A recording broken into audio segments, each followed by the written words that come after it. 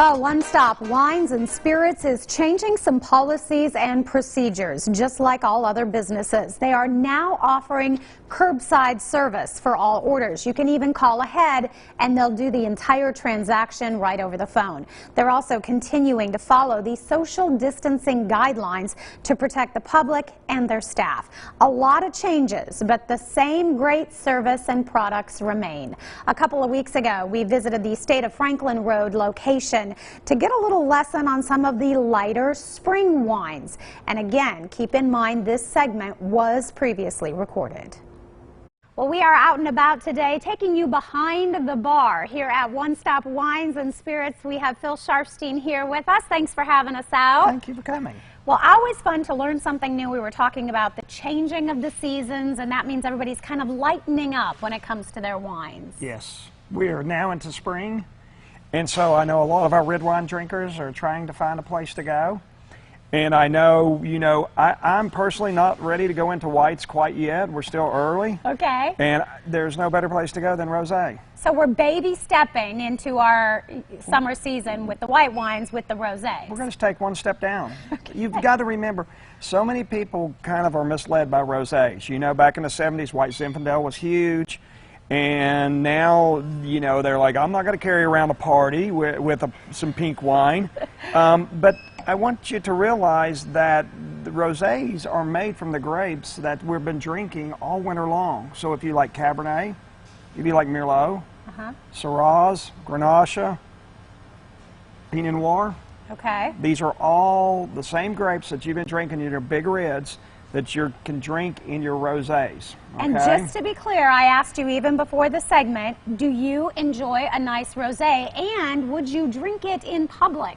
And you said absolutely. We are beyond that now. We are beyond, yes. So if you see me at a restaurant and I like a nice rosé they have on the wine list, you will see the rosé in my glass. You will come to my house. I will drink it at the house. I will drink it in public at a party as well, okay? All right. I'm not scared of it. Let's talk, because there is a difference, too, between rosé and white Zinfandel. It is not the same. Not the same. So let's get that, that's one thing I want to say is if you've had white Zinfandels, then let's push those to the side. Let's talk rosé. So if you do like a drier style, if you like Pinot Grigio, what I like to say is if you like Pinot Grigio, you like Sauvignon Blancs, you like Chardonnays even, then there's no reason really that a nice rosé shouldn't really fit the bill. Okay. Okay?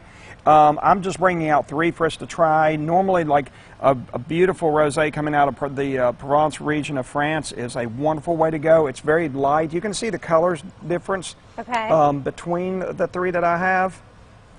Yeah, this one is almost a white. Grenache, Just has a Syrah, little and so it's nearly white. Yes, nice acidity, light on the fruit. But as I said, you're gonna try this and you're gonna think, hey, it's a little like a Pinot Grigio, just with a little fruit coming off of it. Okay. So it's not a sweet wine. Don't be. No, not sweet at all. Wow, that is really nice. Very enjoyable. Yeah, it's very light for the changing of the seasons. And you can go a little, so I brought, this is the lightest one. I do have a little South African. I just wanted to show you that we're not bound to California, we're not bound to Oregon or Washington. I'm bringing you across from New Zealand to South Africa. Let's try one. This is with a Petit Verdot. Okay. It's not a very popular grape that you will see. It's a blending grape for the most part. So if you drink red blends, you will have definitely consumed a Petit Verdot. But I loved it because it does have a little bit more character from that off salmon color to a nice red hue. Okay. Can you tell something by the color? Does the color necessarily mean? If you're looking at those colors, most of the time they'll have a little bit more fruit coming out of them, the darker they are. Ooh, that's really nice. It seems like it's a little bit stronger. Something like this. It is. Has a little bit more flavor. A little bit more. That's a good way to put it. You're going to have a little bit more flavor coming from it. But once again, nothing like a white Zinfandel. Okay, wonderful. And then moving on to this one, you said this one's out of New Zealand? This is out of New Zealand, yes. And they're using a Merlot grape, which I think a lot of people in the past have had a Merlot. Once again, they use it a lot in blending now, so it is a fabulous one. And let me just get two glasses right here, and we'll try the last one. I'm so glad we've talked about this today. I've learned a lot of information here. Well, I'm glad. Kim Crawford, big producer of Sauvignon Blanc, like I said. And there's a Merlot to try. Okay. Ooh, I think that's my favorite. That even has a little bit of bubbly to it. Yeah, it's got just that little spark of effervescence, nice crispness, a little bit more acidity than especially the South African that we've had here.